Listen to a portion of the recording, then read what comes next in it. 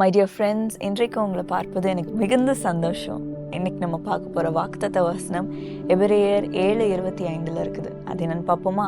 மேலும் தமது மூலமாய் தேவனிடத்தில் சேருகிறவர்களுக்காக முற்றுமுடிய ரட்சிக்க வல்லவருமாய் இருக்கிறார். மை டியர் ஃப்ரெண்ட்ஸ், இந்த வசனத்தின்படி இயேசுவின் மூலமாக நம்ம முற்றிலும் ரட்சிப்பை பெற்றுக்கொள்கிறோம்.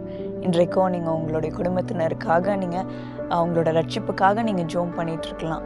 இன்றைக்கும் ஆண்டவர் அவருடைய ரட்சிப்பை உங்களுடைய குடும்பத்தினர் மீது அவர் வைப்பார். அவர்கள் இந்த ரட்சிப்பை பெற்றுக்கொள்ள ஆண்டவர் உதவி செய்வார். நம்ம பழைய ஏற்பாட்டில் பார்க்கும்போது எப்படி இந்த ரட்சிப்பை பெற்றுக்கொள்வார்கள் அப்படின்ட்டு நம்ம பார்க்கும் பொழுது, ஒரு பாவம் அவங்க செய்யும் பொழுது ஆசாரியர்கிட்ட அவங்க போய் அவங்களோட பாவத்தை சொல்லி அதற்காக அவங்க பலி செலுத்துவாங்க.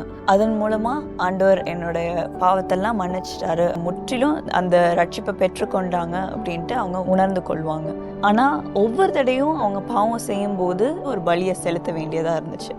ஆனால் நம்ம புதிய ஏற்பாட்டில் பார்க்கும்போது இயேசு அவருடைய ஜீவனை நமக்காக ஒரு பலியாக கொடுத்தது நிமித்தம், நம்மளுடைய பாவம் எல்லாவற்றையும் அவர் சுமந்தது நிமித்தம் நம்மளுடைய பாவங்கள் எல்லாம் கழுவப்பட்டிருக்கிறது. அவரே நம்மளுடைய பாவத்தை எல்லாத்தையும் சுமந்திருக்கிறார். எபிரேயர் 7 அந்த முந்தின வசனத்தில் நம்ம பார்க்குறோம், இயேசுவே மாறாத ஆசாரியராக இருக்கிறாரு அப்படின்னு நம்ம பார்க்குறோம். அவரே நம்மளுடைய பாவத்தை எல்லாவற்றையும் சுமந்து நமக்கு ரட்சிப்பு கொடுக்கும் தேவனாய் இருக்கிறார். நம்ம வேதத்துல பார்க்குறோம், பாவத்தின் சம்பளம் மரணமாக இருக்கிறது. ஸோ நம்ம பாவம் செய்யும் போது நமக்கு பாவத்தின் விளைவுகள் மரணமா இருக்கிறது.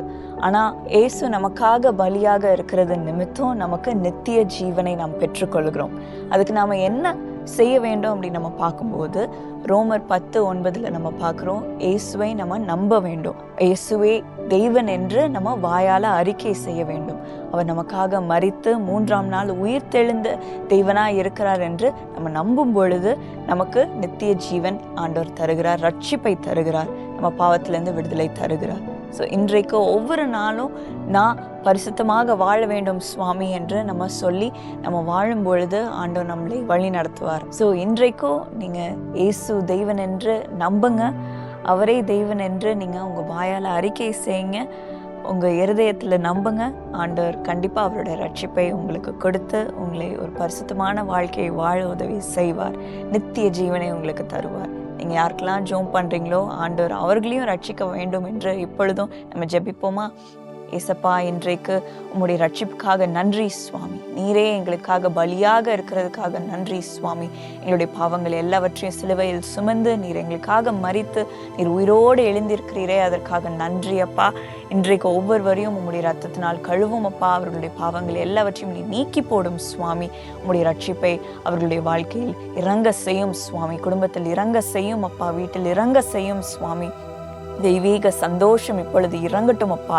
ரட்சிப்பின் சந்தோஷம் இறங்கட்டும் சுவாமி. யாரெல்லாம் பாவ பழக்கங்கள்ல இருக்கிறாங்களோ அது எல்லாம் அவர்களை விட்டு நீர் நீக்கி போடும் சுவாமி. உம்முடைய வெளிச்சத்தை அவர்கள் மேல் நீர் பிரகாசியும் அப்பா. நீரே அவர்களுக்கு நீர் தெய்வன் என்று வெளிப்படும் அப்பா. நீர் வெளிப்படும் சுவாமி. இன்றைக்கே அவர்களை தொட்டு நீர் ரட்சியும் சுவாமி. ஒவ்வொருவரும் சந்தோஷமாக உம்மை பின்பற்ற கிருபை தாரும் அப்பா. உமக்காக வாழ கிருபை தாரும் சுவாமி. நித்திய ஜீவனை ஒவ்வொருவரும் அடைய கிருபை தாரும் அப்பா. உங்களை ஆசீர்வதியும் இயேசு நாமத்தில் ஜெபிக்கிறேன். ஆமென். God bless you.